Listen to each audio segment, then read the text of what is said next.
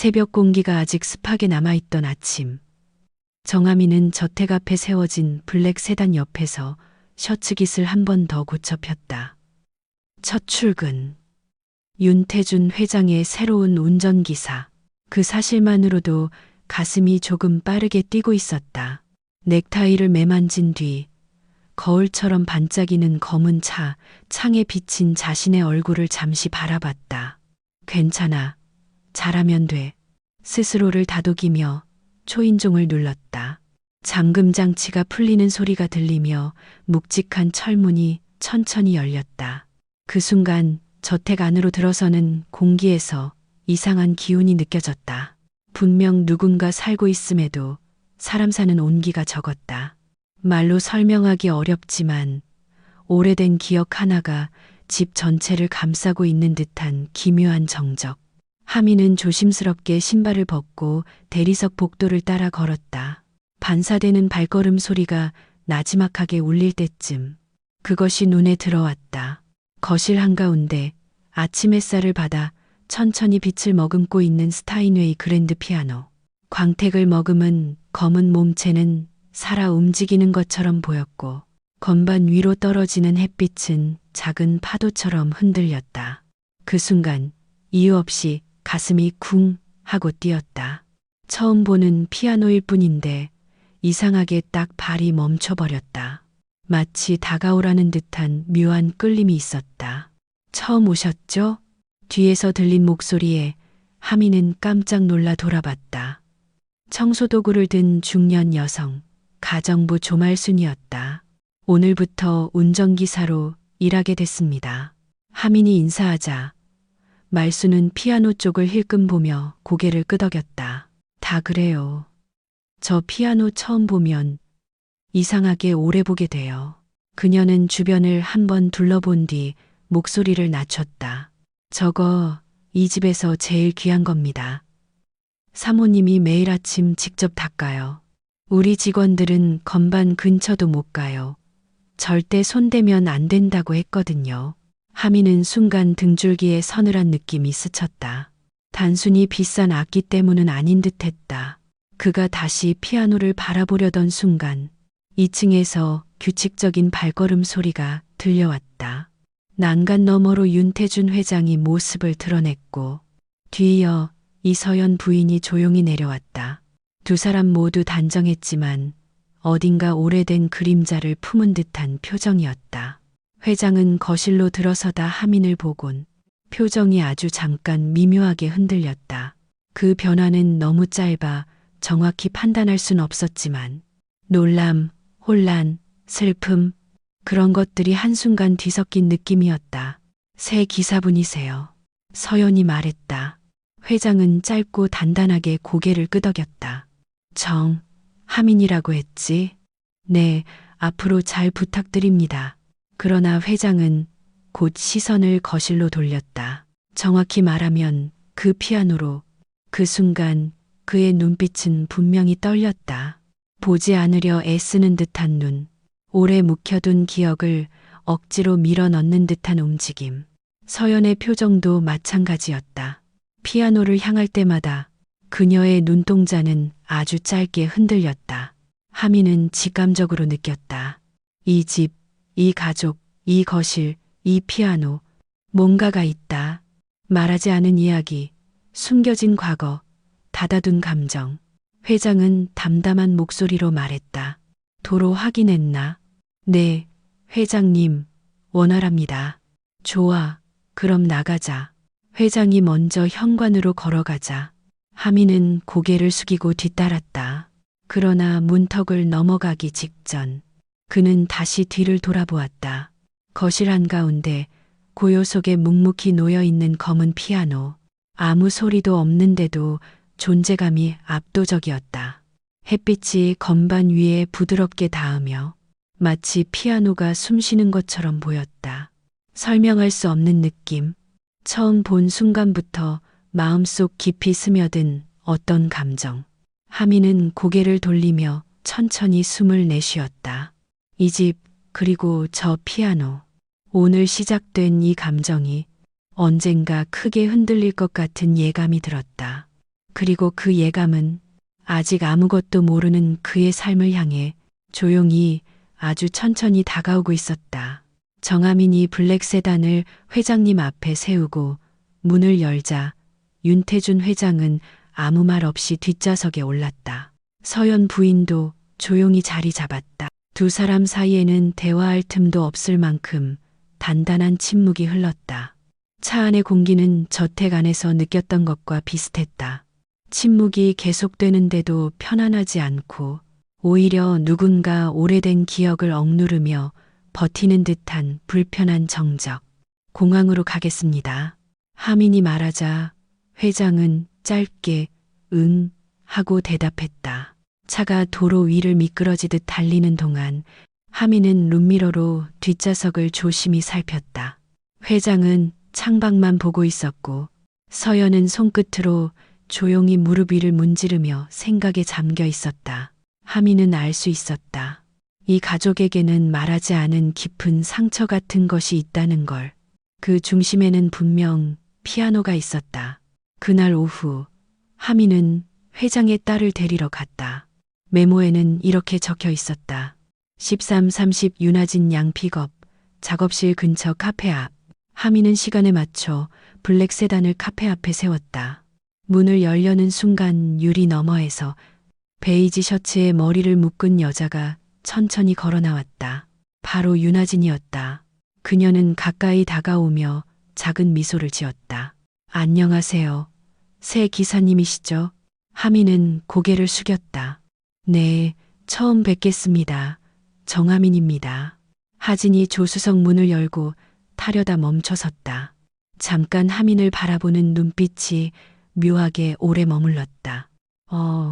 우리 어디서 본 적 있나요? 그녀의 한마디에 하민은 잠시 멈칫했다. 아니요, 저는 오늘 처음. 이상하네요. 그냥 처음 보는 얼굴 같은데 전혀 낯설지가 않아요. 하민은 웃으며 대답했다. 그럴 리가요. 아마 기분 탓이겠죠. 그러나 그녀의 눈동자에는 단순한 착각 이상의 무언가가 있었다. 익숙함, 편안함, 혹은 오래전 기억의 잔상 같은 감정. 하민은 조용히 시동을 걸었다. 하진이 자연스럽게 정막을 깨며 말했다. 아, 저 오늘 작업실에서 그림 그리다가 나왔어요. 전시 준비 중이라 좀 정신이 없어요. 전시 준비요? 네. 다음 달에 개인전이 있어서요. 그녀의 목소리에는 차분한 자신감과 오래 혼자 버티며 무언가를 쌓아온 사람 특유의 단단함이 있었다. 그러다 하진이 창밖을 보며 툭 말을 꺼냈다. 저는 비 오는 날을 좋아해요. 세상이 잠깐 멈춘 것 같아서요. 순간 하민의 손이 핸들 위에서 가볍게 멈췄다. 그 역시 같은 이유로 비 오는 날을 좋아했다. 말해본 적도 없는데 저도요. 그가 조용히 대답했다. 정말요? 이유까지 똑같네. 신기하다. 하진은 웃으며 의자에 등을 기대었다. 그러다 또 한마디. 아, 커피는 뭐 좋아하세요? 아메리카노요. 그게 제일. 정말요. 똑같다. 저도 아메리카노만 마시거든요. 그녀는 다시 웃으며 말했다. 하민은 이상한 기분이 들었다. 취향이 비슷할 수는 있다. 그런데 이렇게 자연스럽고 정확하게 겹치는 건 흔치 않다. 잠시 후 교차로 신호에 걸리자 하진이 무릎 위에서 손가락을 톡톡 치기 시작했다. 규칙적인 박자, 왼쪽 오른쪽 왼쪽 오른쪽. 그 박자. 하민은 순간 숨이 하는 듯했다. 그도 평소 무의식적으로 같은 박자를 쳤다. 어린 시절부터 버릇처럼. 하진이 이 버릇 때문에 친구들이 자꾸 놀렸어요. 라고 말하자 하민의 손이 무릎 위로 천천히 움직였다. 똑같은 박자, 똑같은 템포. 하진이 깜짝 놀라 하민의 손을 보았다. 그리고 입술을 살짝 벌렸다. 뭐야, 진짜 똑같네. 차 안 공기가 순간 묘하게 바뀌었다. 가볍게 스치고 지나갈 우연이 아니라 설명하기 어려운 닮음이 서로를 엮는 느낌. 어디서 본 적도 없고 아무런 인연도 없는데 두 사람 사이에 자연스럽게 이어지는 편안함이 있었다. 집에 거의 도착했을 때 하진이 조용히 말했다. 저희 엄마 피아노 칠 줄 아세요? 아니요, 저는 피아노는 전혀. 아, 그럼 아니겠네. 무슨 말씀이세요? 어릴 때 제 오빠가 자주 치던 곡이 있었는데 가끔 어떤 사람을 보면 그 오빠 생각이 나서요. 오빠, 그 말에 하미는 룸미러를 통해 하진을 바라봤다. 그녀는 어디선가 오래 남아있는 상처 같은 표정으로 창밖을 보고 있었다. 저택문이 열리고 차가 들어서자 하진이 고개를 살짝 돌리며 말했다. 오늘 이상하게 기분이 좋았어요. 처음 보는 사람한테 이런 느낌 받는 거 흔치 않은데. 하미는 미소 지었다. 저도요. 두 사람은 서로 아무 말 없이 잠깐 눈을 마주쳤다. 묘하게 편안하고 어딘가 설명하기 어려운 친근함. 그리고 그 친근함은 지금은 아무도 알 수 없지만 앞으로 벌어질 일들의 작은 전조, 젠자였다. 하미는 하진을 저택에 내려준 후 차를 천천히 주차 구역으로 몰았다. 엔진 소리가 꺼지자 갑자기 귀가 텅 빈 것처럼 조용해졌다. 하지만 그의 머릿속은 오히려 시끄러웠다. 비, 아메리카노, 색깔 취향, 손가락 리듬, 하진과 나눈 대화들이 계속 떠올랐다. 이 정도면 우연이라기엔 좀. 그 순간 주머니 속 휴대폰이 진동했다. 말순에게서 메시지가 왔다. 사모님이 잠깐 거실로 오라 하셨어요. 무슨 일이지? 첫날부터 부르는 건 흔치 않은데. 하미는 숨을 가다듬고 거실로 향했다. 문을 열자 넓은 공간 한가운데에서 피아노가 아침보다 더 깊은 음영을 띠고 있었다. 서연 부인은 피아노 옆에서 조용히 앉아 있었다. 그녀는 손수건으로 건반 주변을 닦고 있었는데 한음 한음을 어루만지듯 마치 보이지 않는 먼지를 털어내는 것보다 기억을 다루는 듯한 손길이었다. 하민이 가까이 다가오자 서연은 손을 멈추고 천천히 얼굴을 들었다. 오늘 딸 데리러 가셨다면서요. 부드러운 목소리였지만 그 안엔 묘한 떨림이 있었다. 네, 말씀 잘하시고 아주 밝으시더라고요. 그렇죠. 겉으로는 그래요. 서연은 피아노를 바라보며 작은 미소를 지었다. 근데 마음속엔 오래된 빈자리가 하나 있죠. 그 말은 너무 자연스러웠지만 묘하게 가슴을 찌르는 느낌이 들었다. 하진이가 혹시 이상한 말하진 않던가요? 서연의 시선이 하민에게 고정되었다. 아니요, 별로 그냥 가벼운 대화만. 손가락 리듬 같은 건요. 그녀는 담담하게 물었지만 그 질문은 너무 정확했다. 하민은 순간 말을 잃었다. 그리고 아주 천천히 고개를 끄덕였다. 서연은 눈을 감고 숨을 깊게 내쉬었다. 그렇구나. 역시. 무슨 말씀이신가요? 하민이 조심스럽게 묻자 서연은 피아노 윗부분에 손을 올린 채 오랫동안 대답하지 않았다. 그녀의 눈은 몹시 슬펐고 마치 오래전 기억 속을 천천히 더듬는 듯했다. 우리 아이가 있었어요. 마침내 그녀가 입을 열었다.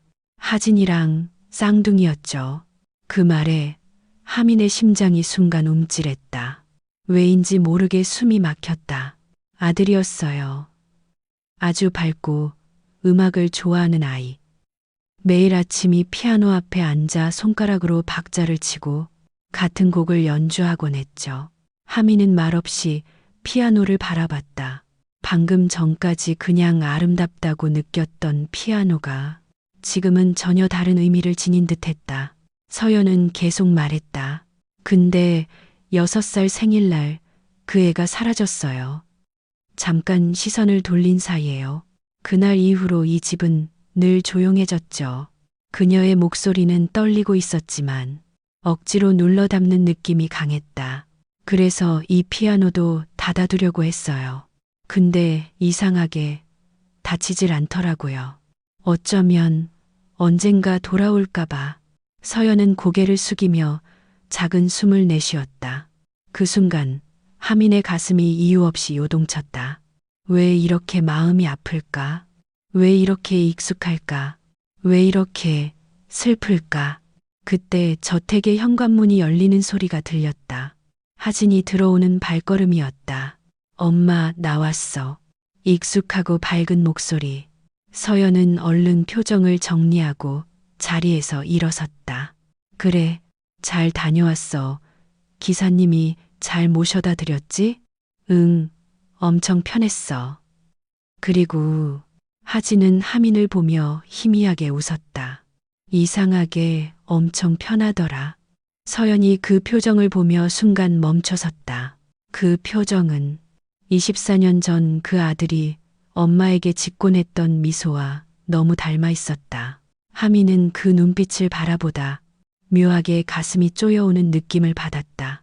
말로 표현할 수 없는, 설명되지 않는, 하지만 본능적으로 느껴지는 끌림.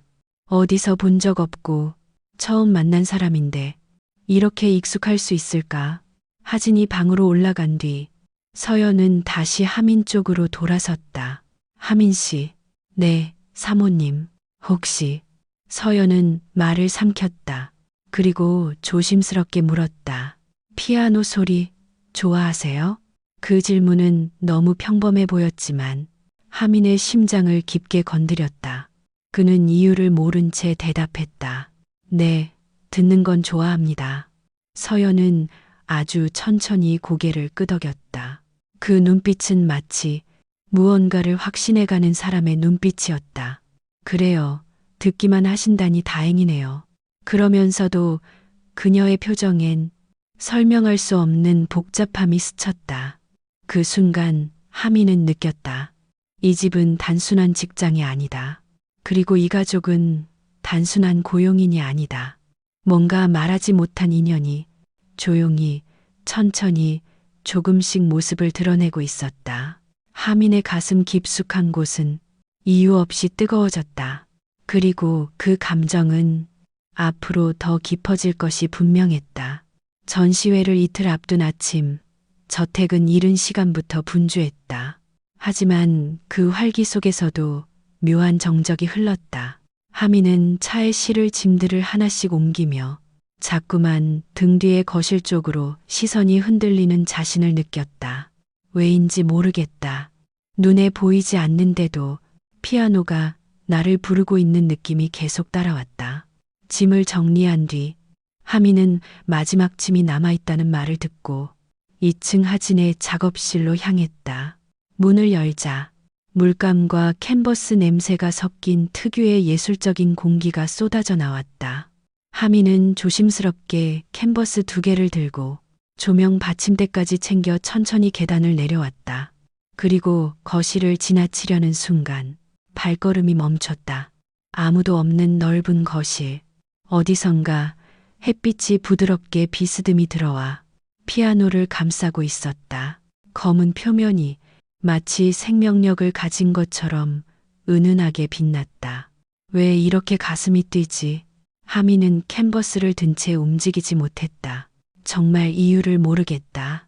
처음 이 집에 왔을 때부터 이 피아노를 볼 때마다 가슴이 이상하게 뛰었고 손끝이 저릿해졌고 머릿속 어딘가에서 익숙한 선율이 깨어나는 느낌이 들었다.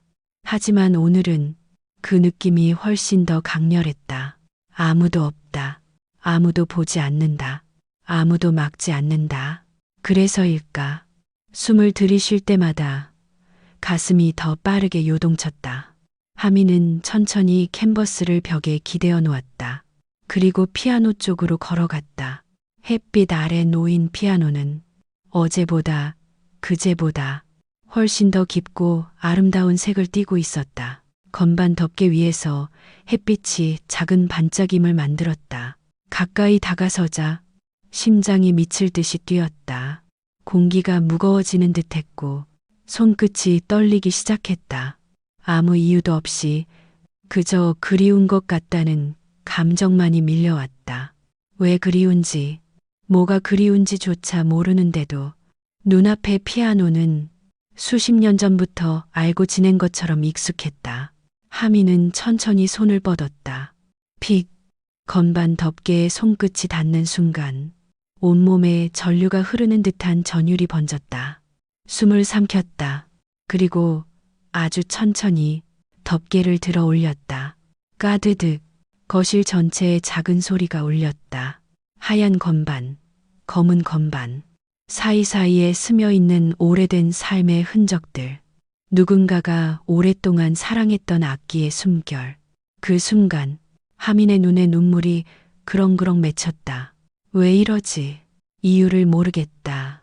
그냥 건반을 본 것뿐인데 가슴 깊은 곳이 저릿하게 아팠고 잊지도 않은 기억이 떠오르려 했다. 손가락이 저절로 움직였다. 하민은 조심스럽게 의자를 당겨 앉았다. 피아노 의자에 앉는 순간 온몸에 따뜻한 무언가가 스며드는 느낌.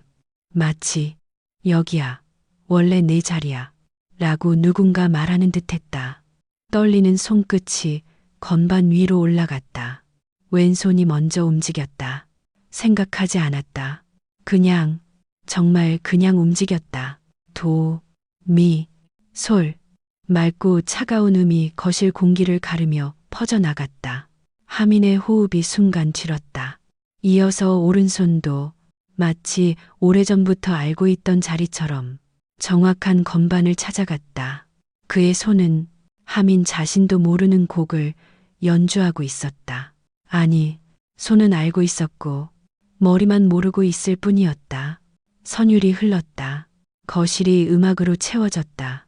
24년 동안 침묵했던 피아노가 다시 숨을 쉬기 시작했다. 햇빛 속에서 건반이 흔들리고 음악이 살아 움직였다. 하민의 눈에서는 눈물이 흘러내렸다. 하지만 손은 멈추지 않았다. 흥얼거리듯, 기억을 더듬듯, 누군가를 부르듯 그의 손가락은 건반 위를 유영했다. 모든 감정이 터져 나오는 듯했다. 슬픔, 그리움, 향수, 안도. 이 피아노 앞은 한 번도 와본 적 없는 장소인데도 왜 이렇게 익숙할까? 하민은 눈을 감았다. 그 순간 아주 희미하게 마치 오래된 필름 한 조각처럼 어린 아이의 뒷모습이 스쳤다. 작은 손, 작은 의자, 녹턴 선율, 누군가가 웃으며 말하는 소리. 하민아, 다시 해볼까? 그 목소리를 들은 것 같았다. 하지만 눈을 뜨려는 순간 필름이 끊기듯 사라졌다. 선율은 계속 이어졌다. 점점 더 선명하게, 점점 더 깊게, 점점 더 익숙하게. 그리고 마침내 마지막 음이 거실에 울려 퍼지는 순간 철컥 현관문이 열리는 소리가 들렸다. 하지만 하민은 듣지 못했다. 그는 여전히 음악 속에 잠겨 있었다. 현관문이 열리자 차가운 바람이 집 안으로 스며들었다. 하지만 그보다 먼저 집안을 채운 것은 피아노 소리였다. 거실 깊숙한 곳에서 울리는 선율. 숨결처럼 부드럽지만 가슴을 찌르는 듯한 슬픔이 담긴 선율. 하진이 먼저 멈춰섰다. 한 손에 들고 있던 USB가 바닥에 떨어질 뻔했다. 엄마, 누가 피아노 치고 있어요. 서연의 얼굴이 순간 하얗게 질렸다. 눈동자가 크게 흔들렸고 두 손가락이 떨리며 핸드백을 놓쳤다. 딱 바닥에 부딪히는 소리가 유난히 크게 울렸다. 회장은 현관에서 신발을 벗으려던 자세 그대로 굳어버렸다. 마치 시간이 멈춘 것처럼 눈을 한 곳에 고정한 채 움직이지 못했다. 그의 시선 역시 거실에서 흐르는 선율에 박혀 있었다. 그 곡, 그 음색, 그 터치. 24년 전 그 아이가 매일 아침에 치던 그 곡이었다. 쇼팽 녹턴. 오른손의 분사나음, 왼손의 낮은 도약, 미세한 템포의 흔들림. 그 아이만의 방식. 서연은 두 손을 입가에 대고 겨우 숨을 삼켰다. 말도 안 돼. 하진은 조심스럽게 거실로 향했다. 그녀의 발소리는 거의 들리지 않았지만 하진 자신의 심장은 너무 크게 울리고 있었다. 거실 입구에 도착한 순간 하진은 그대로 얼어붙었다. 그곳에 피아노 앞에 정아민이 앉아 있었다. 눈을 감은 채 온몸으로 음악에 녹아든 듯한 표정으로 흐르는 선율에 자신을 맡기고 있었다. 하진은 숨조차 쉴 수 없었다. 그 장면은 그동안 꿈속에서 수십 번, 수백 번 보았던 바로 그 뒷모습이었다. 그 뒷모습, 피아노, 흐릿한 햇빛, 선율 속에 잠긴 사람. 거짓말이야. 하진의 목소리가 거의 들리지 않을 정도로 떨렸다. 뒤늦게 회장과 서연도 거실로 들어섰다. 두 사람은 문턱을 넘자마자 더 이상 걸음을 뗄 수 없었다. 회장의 얼굴에서 모든 혈기가 빠져나갔다. 서연의 다리는 힘이 풀린 듯 흔들렸다. 그 연주, 그 손의 움직임, 그 감정, 어머니가 직접 가르쳤던 방식 그대로였다. 서연의 입에서 억눌린 신음이 새어나왔다. 어떻게? 회장은 마치 귀신이라도 본 듯한 표정으로 하민의 양손을 바라봤다. 손가락의 각도, 건반을 누르는 힘, 숨의 흐름까지 너무도 익숙했다. 너무도 똑같았다. 그 아이, 24년 전 6살의 그 아이, 그럴 리가 없는데. 회장의 목소리는 거의 속삭임에 가까웠다. 배운 적 없다 하지 않았나. 어떻게? 선율은 계속되었다. 고요한 집안에 마치 시간을 되돌리는 주문처럼 울려 퍼졌다. 마지막 음이 천천히 사라져갈 때쯤 하민의 손가락이 건반 위에서 멈췄다. 그는 천천히 눈을 떴다. 그리고 현관 쪽에서 자신을 바라보고 있는 세 사람을 보았다. 하민의 심장이 얼어붙었다. 숨이 막히는 듯한 공기가 흘렀다. 하민은 급히 자리에서 일어났다. 의자가 뒤로 밀리며 삐걱거리는 소리를 냈다. 죄송합니다. 정말 죄송합니다. 그는 너무 당황한 나머지 말도 제대로 잇지 못했다. 제가 정말 이런 의도는 아니었고, 그냥 잠깐만. 서연은 대답할 수 없었다. 그저 눈물만 흘렀다. 회장은 한 발 앞으로 걸어갔다. 하지만 그 걸음에는 분노가 아니었다. 두려움, 혼란, 상처, 말로 표현할 수 없는 복잡한 감정이 뒤섞여 있었다. 하민 씨, 그의 목소리는 낮고 떨렸다. 자네, 방금 연주한 곡, 그건 어디서 배웠나? 하민은 얼떨떨한 얼굴로 고개를 저었다.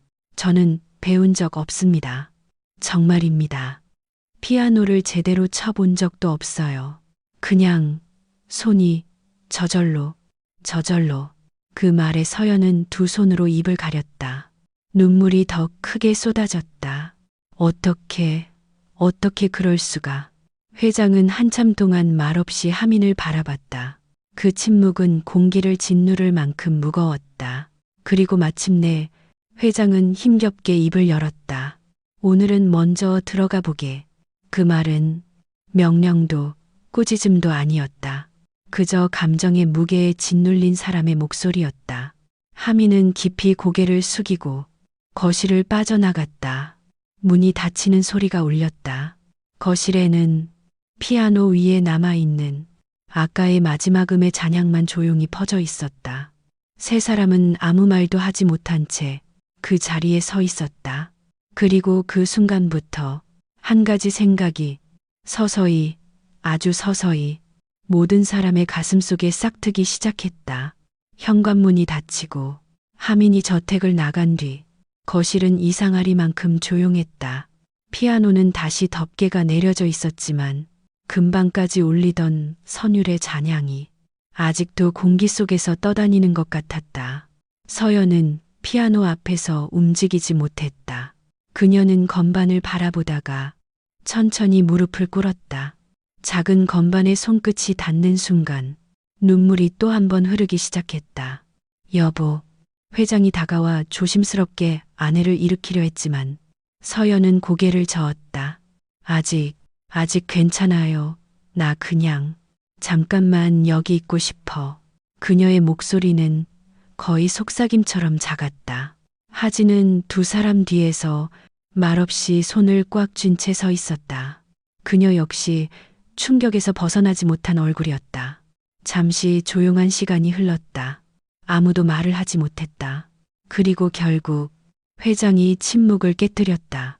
저 아이가 어떻게 그 연주를 할 수 있지? 그의 목소리는 낮았지만 안에 담긴 감정은 무겁고 복잡했다. 배운 적도 없다 했는데 그렇게까지 정확하게. 서연은 눈물을 닦지 못한 채 답했다. 나 그 아이에게 녹턴을 쉬운 버전으로 편곡해서 가르쳤어. 그녀의 손끝이 떨렸다. 건반 짚는 습관까지, 왼손으로 시작하는 버릇까지 똑같았어요. 하진은 두 팔을 조용히 감싸 안으며 말했다. 맞아요. 저도 봤어요. 오빠. 그녀는 말하다가 잠시 멈췄다. 입술이 바들바들 떨렸다. 아니, 하민 씨가 건반 누르는 방식이 꿈에서 본 그 뒷모습과 똑같았어요. 꿈. 그 단어가 거실 안공기를 다시 흔들었다. 어릴 때부터 반복되던 꿈. 피아노 앞에서 누군가 연주하는 장면. 다가가려 하면 사라지던 모습. 회장은 무거운 숨을 쉬었다. 설마 그럴 리가 없다고 생각했는데 서연이 조용히 회장을 바라봤다. 여보, 우리 너무 많은 걸 보고 느꼈잖아요. 인허, 이건 우연이라고 보기엔 정말 너무 많아요. 하진도 고개를 끄덕였다. 엄마 말이 맞아. 같은 취향, 같은 꿈, 같은 생일까지 그들은 서로를 바라봤다. 그리고 그 시선 속엔 두려움과 희망이 동시에 있었다. 너무 오랫동안 잃어버린 아들을 그리워했던 사람들, 그 마음이 얼마나 매일을 무겁게 짓눌렀는지 서로 누구보다 잘 알고 있었다. 회장은 소파 가장자리에 천천히 앉았다. 두 손으로 얼굴을 감싸며 말했다. 확인해야겠어. 그 말은 조용했지만 거절할 수 없는 무게를 품고 있었다. 확실히, 정말 확실히 알아야겠어. 서연은 천천히 고개를 들었다. 어떻게? 회장은 굳은 표정으로 대답했다. DNA 검사. 다음 날 아침, 저택은 평소와 크게 다르지 않은 척 움직였다. 하지만 공기에는 묘한 긴장감이 깔려 있었다. 하민이 차를 집 앞에 세우고 내렸을 때 서연이 현관문을 열어 맞이했다. 안녕하세요, 사모님. 그래요, 어서 들어오세요. 겉보기엔 평범한 인사였지만 서연의 시선은 하민의 눈동자, 머리카락, 걸음걸이, 손끝의 작은 움직임까지 하나도 놓치지 않으려는 듯 세심하게 따라다녔다. 하민은 이상한 느낌을 받았다. 평소보다 더 따뜻하고 더 조심스러운 눈빛. 혹시 무슨 일 있으십니까? 서연은 순간 멈칫했다. 그러다 억지 미소를 지었다. 아니에요. 그냥 오늘 날씨가 좋아서 그런가 봐요. 하지만 그 미소는 눈가가 떨려 금세 깨져버렸다.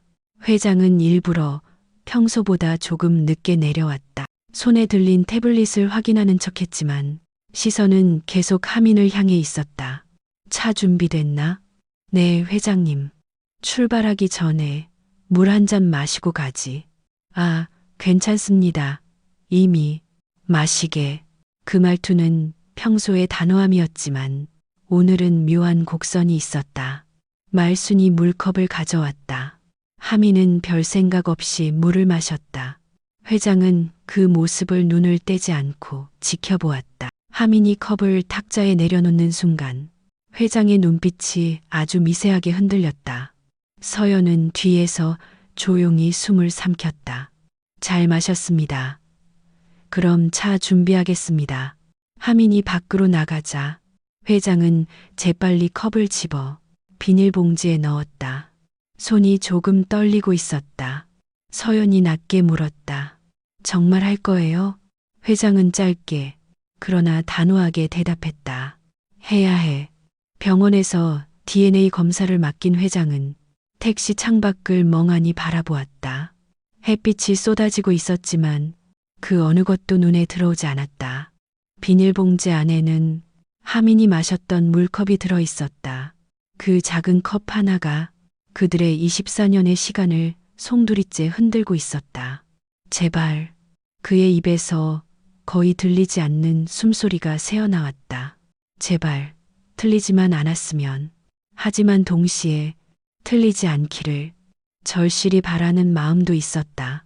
회장에게 이 일주일은 눈을 뜨는 것조차 두려운 시간이었다. Day 1. 하민은 평소처럼 출근했다.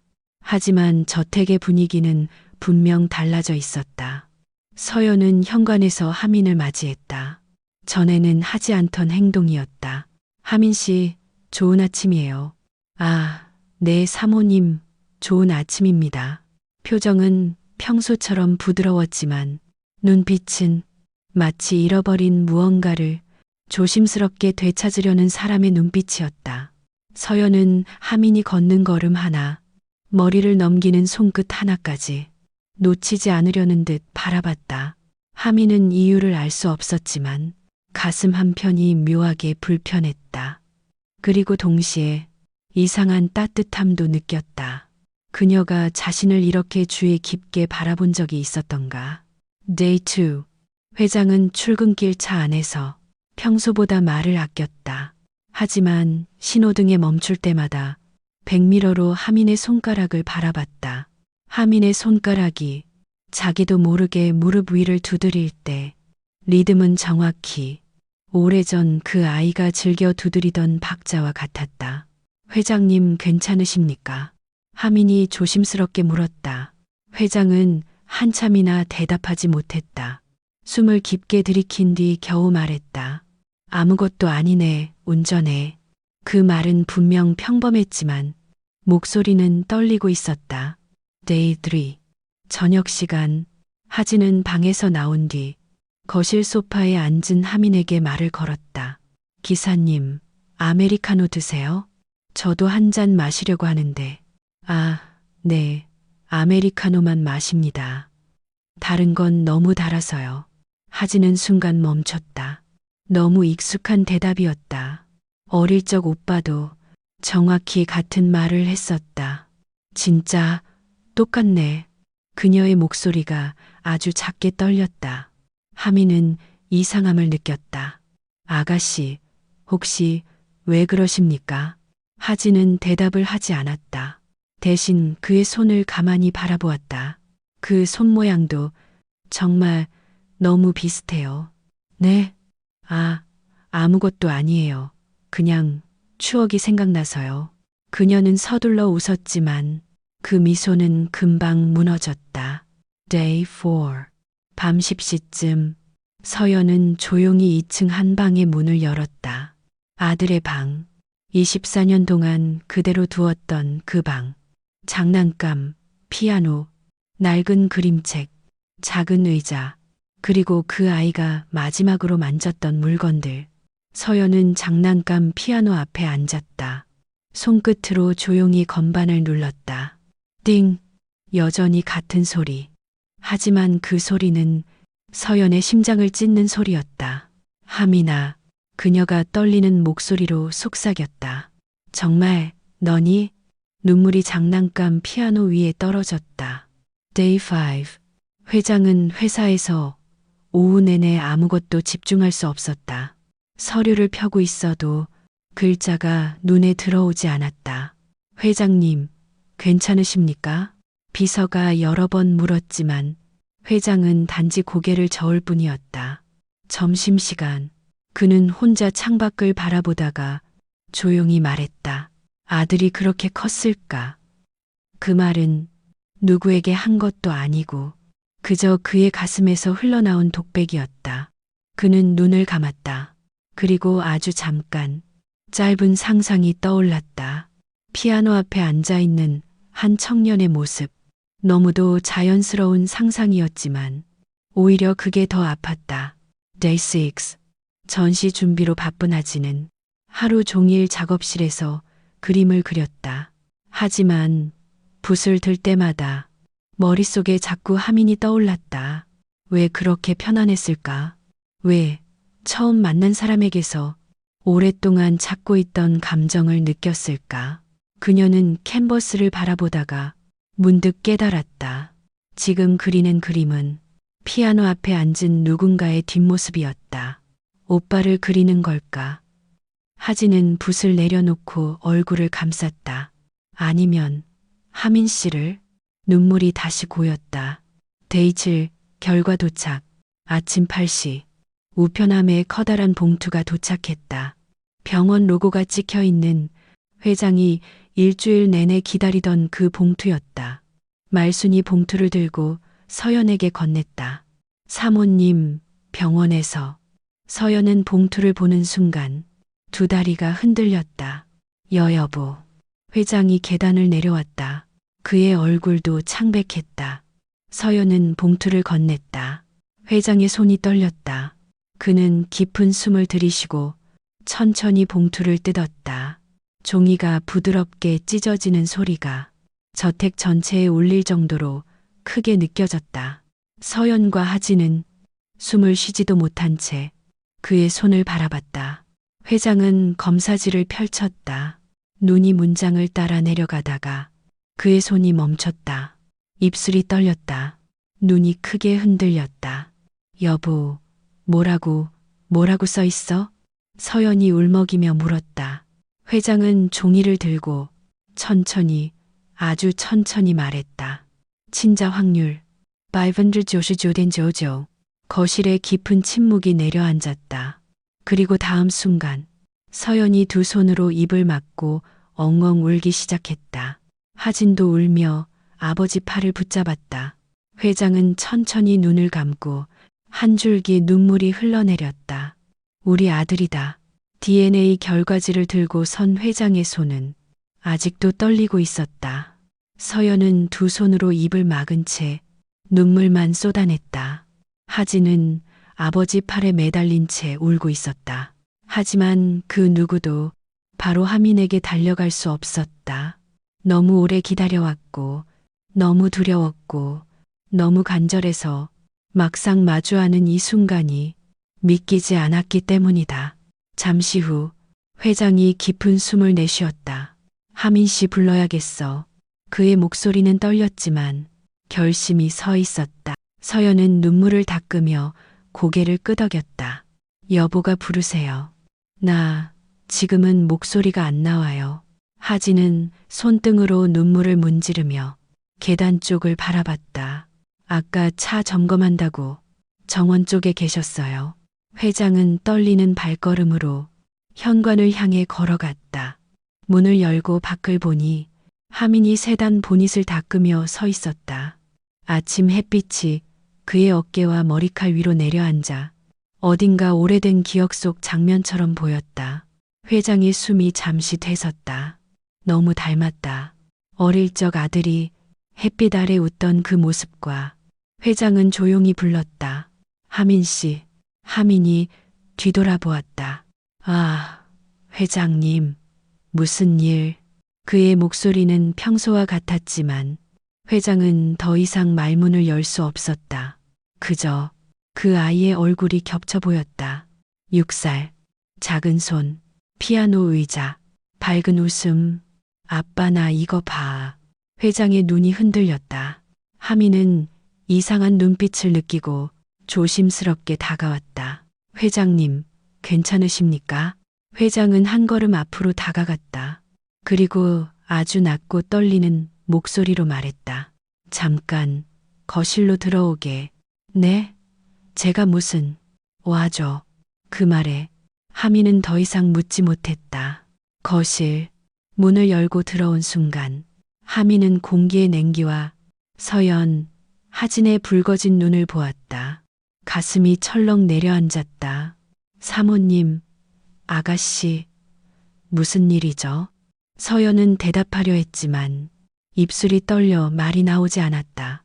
그녀는 그저 두 손을 가슴 위에서 움켜쥔 채 울었다.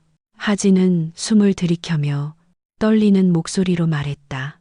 하민 씨, 와줘서 고마워요. 하민은 더 당황했다. 정말 무슨 일이죠? 회장은 흔들리는 손으로 검사지를 들고 다가왔다. 이걸 함께 보자. 하민은 종이를 보았다. 그리고 거기에 적힌 글자들을 읽는 순간 심장이 씹는 듯 했다. 친자 확률 99.99%. 그는 3번이나 다시 읽었다. 하지만 숫자는 변하지 않았다. 머리가 하얘졌다. 손에 힘이 풀렸다. 숨이 제대로 쉬어지지 않았다. 저는 무슨. 회장은 더 이상 버티지 못하고 한 걸음 앞으로 다가갔다. 그리고 떨리는 목소리로 말했다. 하민 씨. 그 호칭은 여전히 조심스러웠다. 하지만 다음 한마디는 24년 동안 가슴속에 감춰두었던 모든 감정을 터뜨렸다. 아니지. 서연이 작은 신음을 내며 입을 막았다. 회장은 떨리는 숨을 들이쉬고 말했다. 하민아. 그의 눈에서 눈물이 흘렀다. 우리 아들아. 하민은 그대로 굳어버렸다. 아들? 나를 아들이라고? 심장이 미친 듯이 뛰었다. 발끝이 흔들렸다. 균형이 무너지는 느낌. 전 그런 사람이 아닙니다. 제가 기억하는 건 아무것도 없고. 하진이 다가오며 말했다. 우리가 찾았어요. 24년 동안 계속. 하민 씨가 피아노 칠 때 오빠의 모습이 그대로였어요. 그녀의 눈물은 진심이었다. 억지로 붙인 감정이 아니었다. 하민은 더 이상 말할 수 없었다. 머릿속 깊은 곳에서 무언가 터지는 듯한 느낌. 오래된 필름이 깨지며 흘러나오는 이미지들. 햇빛, 작은 의자, 건반, 쇼팽 녹턴, 아주 밝은 웃음소리. 하민아, 다시 해볼까? 누군가의 목소리. 분명히 들었는데 기억나지 않는 목소리. 하민은 머리를 감싸 쥐었다. 서연이 달려왔다. 괜찮아. 그녀는 그를 부드럽게 감싸 안았다. 떨리는 손으로 하민의 등을 천천히 쓸어내렸다. 울어도 돼. 괜찮아. 이제 됐어. 이제 돌아왔으니까. 그녀의 눈물은 24년의 슬픔과 24년의 후회와 24년의 그리움이 모두 섞여 있었다. 하진도 가슴을 움켜쥔 채 울었다. 회장은 하민 앞에 멈춰섰다. 그리고 조심스럽게 그의 어깨에 손을 얹었다. 미안하다. 정말 많이 기다렸다. 하민은 더 이상 버틸 수 없었다. 눈물이 터져 흐르기 시작했다. 가슴이, 머리가, 모든 감정이 와르르 무너졌다. 그는 떨리는 목소리로 말했다. 아버지? 그 한마디에 회장은 얼굴을 감싸며 울음을 터뜨렸다. 그래, 우리 아들. 세 사람은 서로에게 달려들듯 하민을 안아 올렸다. 24년 동안 멈춰버린 시간이 그 순간 다시 흐르기 시작했다. 하민이 자신의 정체를 받아들인 그날 저녁, 저택 안은 말로 표현하기 어려운 감정으로 가득했다. 서연은 계속 하민의 손을 놓지 않았고 회장은 그가 방으로 들어갈 때까지 멀리서 지켜보다가 조용히 등을 토닥여 주었다. 하진은 이미 수십 번 울고 웃는 일을 반복했다. 기쁨과 슬픔이 동시에 터져서 감정을 감당하기 어려웠다. 하지만 그 감정 속에서도 가장 먼저 떠오른 사람은 단 한 명이었다. 하민의 외할머니. 24년 전 경찰에 신고한 뒤 자신을 탓하며 한동안 제대로 서 있지도 못했던 사람. 그 후 매년 생일마다 작은 제단을 차려놓고 우리 하민이 오늘도 잘 지냈지? 라고 혼잣말처럼 기도하던 사람. 회장은 진지한 표정으로 말했다. 어머니께 말씀드려야겠다. 서연은 눈을 닦으며 고개를 끄덕였다. 그래야죠. 너무 오래 기다리셨으니까. 하진도 조용히 말했다. 외할머니가 그동안 얼마나 힘들어 하셨는지. 오빠 만나면 아마 많이 우실 거예요. 하민은 그저 말없이 그들을 바라보고 있었다. 외할머니라는 단어가 어쩐지 가슴 깊숙한 곳을 두드렸다. 기억은 없는데 따뜻함 같은 것이 스며들었다. 회장은 자리에서 일어나며 말했다. 하민아, 준비되면 같이 가자. 하민은 긴장된 숨을 들이쉬고 고개를 끄덕였다. 가겠습니다. 외할머니 집. 저녁 햇빛이 골목 끝에 걸려 붉은 빛을 들이우고 있었다. 작고 오래된 2층 집. 정원에는 오래된 장독대 2개와 계절을 잊은 듯 피어난 작은 꽃들이 있었다. 서연은 현관 앞에서 한참 동안 말을 잃었다. 여기서 우리 하민이가 어릴 때까지 살았어요. 그녀의 목소리는 떨렸다. 하민은 집을 바라보았다. 어딘가 아주 익숙한 기운이 있었다. 난생 처음 보는 집인데 마치 오래전에 여러 번 뛰어다녔던 것처럼 바람 냄새마저 기억나는 듯했다. 회장이 조용히 초인종을 눌렀다. 잠시 후 문이 열렸다. 머리가 희끗한 할머니가 머리를 살짝 빗어 넘기며 나타났다. 누구세요? 하지만 서연과 하진을 보는 순간 그녀의 눈이 크게 흔들렸다. 어머, 너희가. 하진이 울먹이며 말했다. 할머니는 한 걸음 다가오다 갑자기 멈춰섰다. 그녀의 시선이 하민에게 꽂혔다. 그 순간 그녀의 손이 허공에서 떨렸다. 저 얼굴이. 숨소리가 흔들렸다. 그럴 네가. 하민은 할머니와 눈을 마주친 채 그저 조용히 고개를 숙였다. 안녕하십니까. 저는. 하지만 할머니는 그의 말을 끝까지 듣지 못했다. 그녀는 떨리는 손으로 하민의 뺨을 스치듯 만지려다가 손을 반쯤 내린 채 울음을 먼저 터뜨렸다. 아이고, 우리 하민이가 맞구나. 그녀는 결국 2 손으로 입을 막고 계단에 주저앉고 말았다. 서연이 급히 다가가며 말했다. 어머니, 정신 좀. 하지만 할머니는 입술을 떨며 겨우 말했다. 이 눈, 이 미간, 어릴 때 웃던 그 표정이 그대로잖아. 그녀는 떨리는 손을 뻗었다. 하민아, 한 번만 할머니한테 와보면 안 되겠니? 하민은 말없이 다가갔다. 가슴이 어찌나 아픈지 숨을 들이쉴 때마다 눈앞이 흐려졌다. 할머니가 그의 손을 잡는 순간 그 손은 마치 뜨거운 불덩이처럼 떨리고 있었다. 그동안 얼마나 보고 싶었는지 아니? 눈물이 할머니의 손등에 떨어졌다. 하민이 울고 있었다. 죄송합니다. 늦어서 정말 죄송합니다. 할머니는 그를 품에 안았다. 작고 오래된 팔이지만 지금 이 순간만큼은 그 어떤 것보다 따뜻하고 단단했다. 아니다. 우리 하민이 잘못 아니야. 내 잘못이 하나도 아니야. 그녀의 어깨가 크게 떨렸다. 엄마도, 외할머니도 그때 널 지키지 못해서 정말 미안하다. 하진과 서연도 그 모습을 보며 울고 있었다. 회장은 고개를 돌려 얼굴을 감쌌다. 크고 묵직한 사람이 세상에서 가장 어린아이처럼 울고 있었다. 잠시 후 그들은 모두 거실 안으로 들어갔다. 할머니는 서랍에서 낡은 사진 한 장을 꺼냈다. 사진 속에는 작은 남자아이가 피아노 앞에서 웃고 있었다. 하민은 그 사진을 보며 숨을 들이마셨다. 가슴 한가운데로 따뜻한 감정이 번졌다. 이 아이, 기억나지 않지만 확실히 나였다. 할머니는 그의 손을 잡은 채 말했다. 다시는 우리 곁에서 사라지지 마라. 알겠지? 하민은 눈물을 훔치며 고개를 숙였다. 네, 이제 그러지 않겠습니다. 그 말에 할머니는 또 한 번 울음을 터뜨렸다.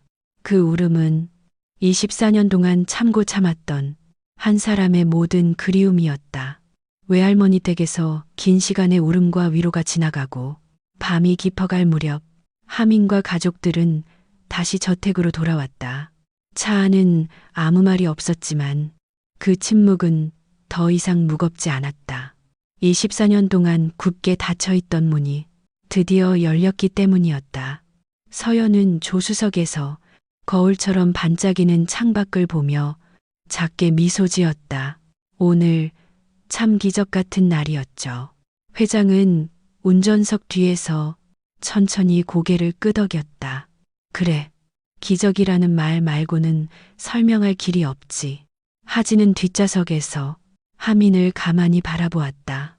그녀의 눈빛에는 간절함, 회복, 따뜻함, 말로 표현할 수 없는 감정이 담겨 있었다. 오빠, 그녀가 조심스럽게 불렀다. 오늘 너무 고생했어요. 하민은 미소를 지었다. 네, 정말 많은 일이 있었네요. 그 말은 담담했지만 그 안에 담긴 무게는 가족 모두가 알고 있었다. 저택의 밤, 집에 도착하자마자 서연은 피아노 앞에서 멈춰섰다. 그녀는 검은 건반에 손을 얹으며 오늘의 감정을 정리하려는 듯 천천히 숨을 들이마셨다. 하민아, 서연이 부드럽게 말했다. 오늘 너 여기서 한 번만 더 앉아줄 수 있겠니? 하민은 잠시 숨을 들이켰다. 피아노, 오늘 모든 것이 시작된 곳, 기억이 없는 자신이 처음으로 자신의 근원을 느꼈던 곳. 그는 천천히 다가가 의자에 앉았다. 손끝은 여전히 미세하게 떨렸지만 이번에는 두려움보다 따뜻함이 더 컸다. 회장도, 서연도, 하진도 그 뒤에 조용히 섰다. 그리고 바람처럼 고요한 침묵이 찾아왔다. 하민은 건반 위에 손을 올렸다. 그 순간 어딘가 멀리서 아주 옛날의 자신이 작은 목소리로 속삭이는 것 같았다. 다시 해보자, 하민아. 눈을 감자. 가슴 깊은 곳에서 자연스럽게 선율이 흘러올랐다. 피아노 소리가 거실 공기 위에 맑게 퍼져갔다. 처음엔 조심스러웠고 다음엔 더 깊어졌고 결국 그에게 스며든 모든 감정이 하나하나로 흘러내렸다. 슬픔, 그리움, 기쁨, 그리고 돌아온다는 것의 의미. 서연은 참지 못하고 두 손을 입가에 가져가 눈물을 떨궜다. 그 소리야. 그래, 그 소리. 회장의 눈빛도 흔들렸다. 그 역시 눈을 감고 그리워했던 목소리처럼 그리워했던 선율을 들었다. 하진은 조용히 하민 옆에 앉았다. 그리고 작은 속삭임으로 말했다. 오빠 돌아와줘서 고마워. 하민은 눈을 뜨지 않은 채 조용히 대답했다. 나도 여기 있을 수 있어서 고마워. 피아노 마지막 한 음이 거실을 스치듯 울렸다. 그 음은 더 이상 슬프지 않았다. 더 이상 외롭지 않았다. 그리고 더 이상 과거에 머물러 있지 않았다. 음이 사라지자 하민은 조용히 눈을 떴다. 거기엔 자신을 바라보는 세 사람의 눈빛이 있었다. 서연의 손이 먼저 하민의 손등 위에 내려왔다. 그녀는 떨리는 목소리로 말했다. 우리 아들, 이제 어디 가지 마. 알겠지? 하민은 고개를 끄덕이며 작게 웃었다. 네, 엄마. 그 한마디에 서연은 견디지 못하고 하민을 끌어안았다. 회장도, 하진도 그 품에 함께 모였다. 네 사람의 그림자가 피아노 앞에서 하나로 겹쳐졌다. 그 순간 24년 동안 멈춰있던 계절이 다시 움직이기 시작했다. 저택 창밖에서 바람이 잔잔히 불었다. 어디선가 꽃잎 하나가 살짝 흔들렸다. 그리고 오래 닫혀있던 집 안에 봄이 다시 찾아왔다.